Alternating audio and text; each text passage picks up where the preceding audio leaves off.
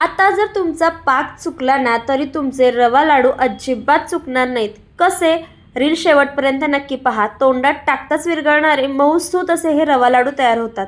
सगळ्यात आधी एका कढईमध्ये इथे मी पाव किलो 250 ग्रॅम बारीक रवा घेतलेला आहे. सुरुवातीला 2 मिनिटं तसाच भाजून घ्यायचा.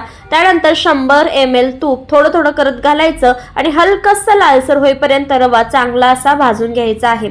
भाजून झाल्यानंतर साईडला ठेवून द्यायचा. पाकासाठी येथे मी घेतलेला आहे 150 ग्रॅम साखर. तुम्ही 175 किंवा 200 ग्रॅम सुद्धा घेऊ शकता. साखर बुडे इतपत पाणी घालायचं. सुरुवातीला साखर विरघळून घ्यायची. मिश्रणाला उकळी आली की त्यामध्ये चमचाभर दूध घालायचं. मळी काढून घ्यायची आहे. त्यानंतर 5 मिनिटं अशाच पद्धतीने पाक शिजू द्यायचा. पाक चेक करून पाहायचा. अशा पद्धतीने एकतर आली की इथे आपला पाक तयार झाला. त्यामध्ये भाजलेला रवा घालायचा. चांगलं मिक्स करून घ्यायचं. अर्धा तास मिश्रण सेट होण्यासाठी ठेवून द्यायचं आहे, थंड होण्यासाठी.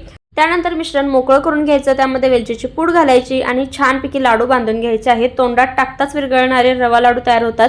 पाक चुकला, पाक सैल झाला किंवा पाक पुढे गेला तर काय करायचं याविषयी डिटेल व्हिडिओ यूट्यूब चॅनलवर पोस्ट केला आहे. नक्की जाऊन तुम्ही पाहू शकता. मग वाट कसली पाहताय? पटकन फॉलो करा आणि लाईक करा.